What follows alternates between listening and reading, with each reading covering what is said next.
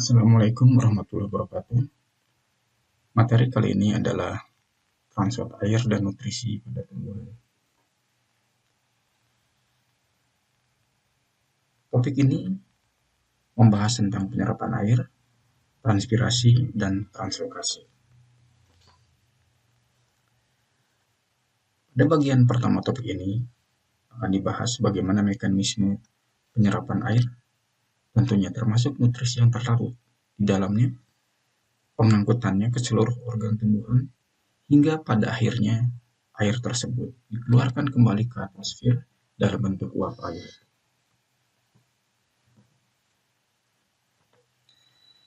Penyerapan air dan mineral yang merupakan nutrisi bagi tumbuhan dari dalam tanah dilakukan oleh organ akar yang kemudian diangkut ke seluruh jaringan tumbuhan melalui batang dan daun.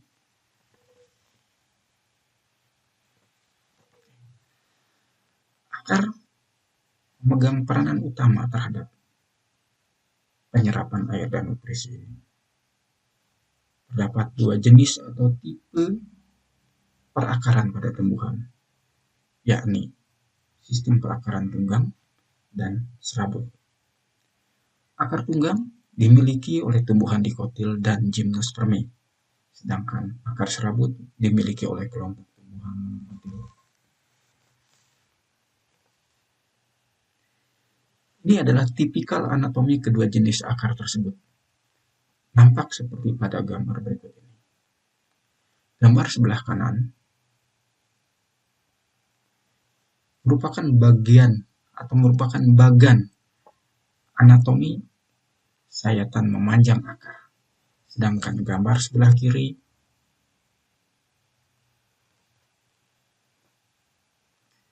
adalah anatomi dari sayatan melintang akar untuk dikotil pada bagian atas dan monokotil pada gambar sebelah bawah.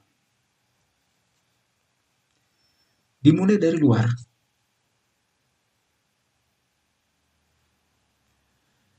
susunan jaringan akar terdiri dari selapis epidermis, termasuk rambut akar, kemudian korteks, termasuk endodermis pada lapisan paling dalam,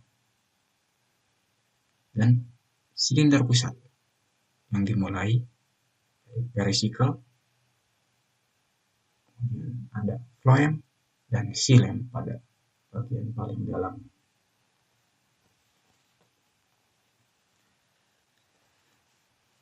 Pada lapisan terdalam akar tumbuhan monokotil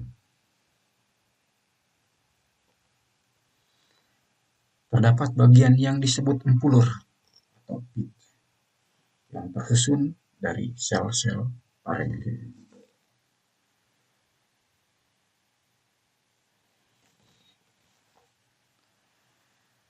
Air tanah oleh akar diserap melalui rambut akar dan epidermis. Selanjutnya diangkut masuk ke jaringan korteks, endodermis, hingga mencapai xilem dari setele akar.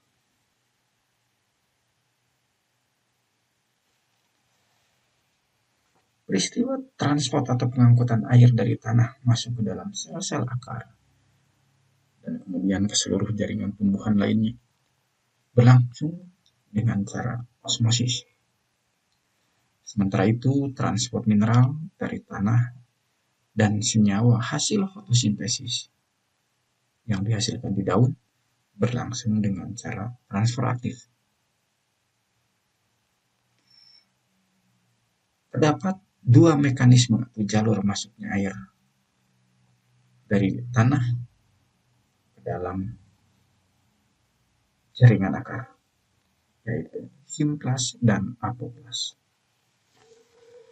Gambar ini menunjukkan dua jalur pergerakan air dari tanah ke dalam akar. Garis berwarna merah menunjukkan jalur pergerakan secara apoplas, sedangkan garis biru secara simplas. Jalur apoplas adalah jalur di mana air dan nutrisi mengambil rute pergerakan dari dinding sel ke dinding sel dan rongga antar sel. menyelinap, tidak memasuki sitoplasma pada titik manapun. Sedangkan jalur 11 ada jalur atau rute masuknya air dan nutrisi dari dalam tanah masuk ke dalam sel-sel, bergerak di antara sitoplasma dan vakuola yang berdekatan.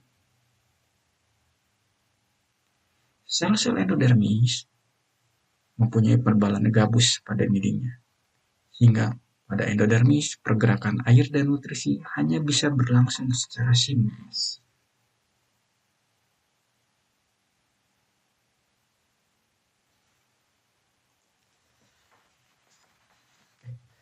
Ini skema jalur simplas dan apoplas secara lebih ringkas untuk lebih memudahkan membedakan antara keduanya. Nutrisi yang ada dalam tanah masuk ke dalam akar dengan cara transfer aktif. Mineral melekat pada partikel-partikel tanah yang cenderung bermuatan negatif. Respirasi pada akar memudahkan masuknya mineral ke dalam akar.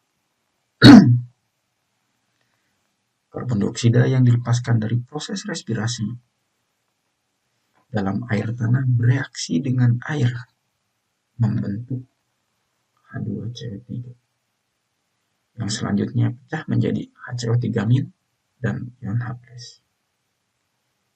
H+ selanjutnya berikatan dengan partikel-partikel tanah, mengakibatkan mineral-mineral dalam bentuk kation dilepaskan dan diabsorpsi oleh akar.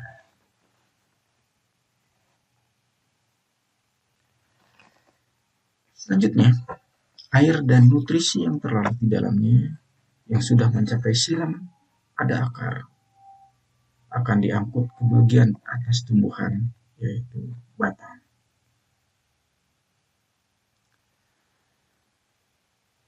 Pada batang, transport air dan mineral dilakukan oleh silem.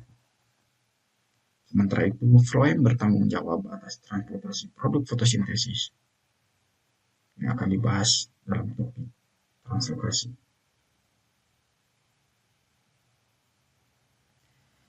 Ini adalah tipikal anatomi batang dalam bentuk diagram dan dalam bentuk foto mikrograf.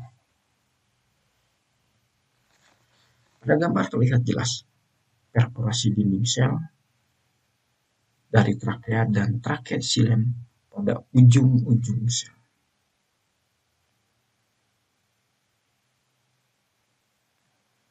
Sehingga sel-sel saling berhubungan dan membentuk saluran seperti pipa pada batang tumbuhan,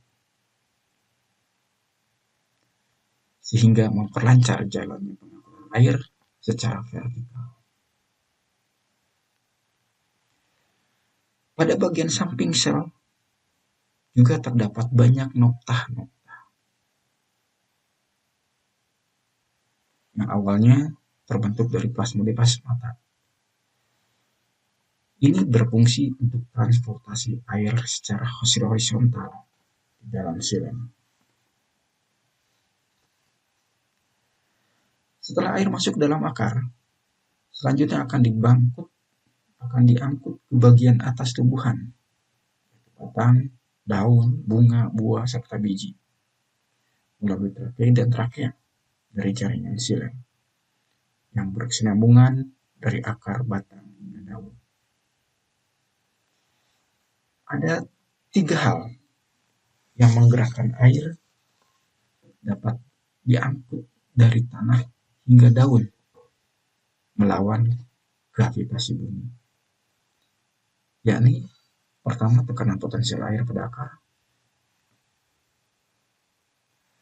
yang kedua daya kohesi dan adesi antara molekul air dengan dinding silem pada batang, dan yang ketiga daya hisap daun akibat adanya proses transpirasi.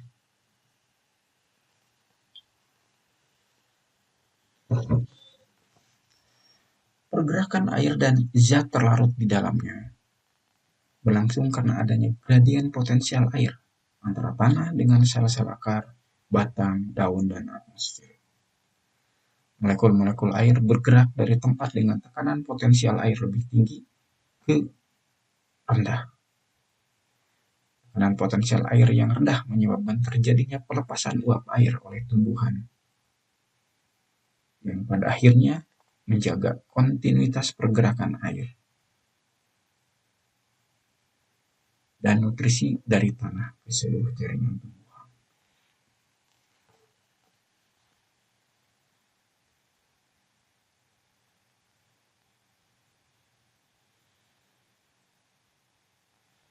Dari batang, air dan mineral terus diangkut ke jaringan pada organ tumbuhan yang berlokasi lebih tinggi, yaitu daun.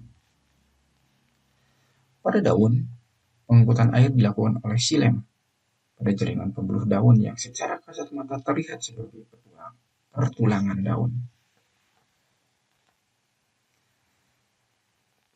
Melalui xilem pada daun atau pada tulang daun, air akan didistribusikan ke jaringan mesofil dan digunakan untuk proses fotosintesis serta metabolisme lainnya.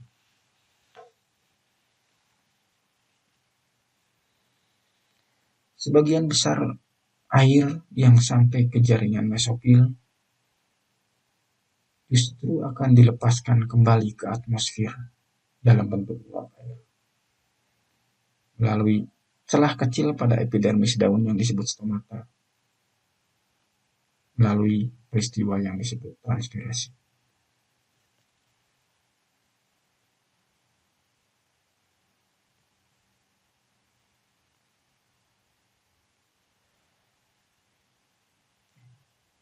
Demikianlah keseluruhan uraian materi kali ini. Dari uraian tersebut dapat kita tarik kesimpulan bahwa pengangkutan air dari tanah hingga ke seluruh jaringan hingga ke daun dapat terjadi akibat adanya tekanan potensial air dari daun di mana transpirasi terjadi, yang mana tekanan potensial tersebut meluas ke batang hingga sampai ke akar.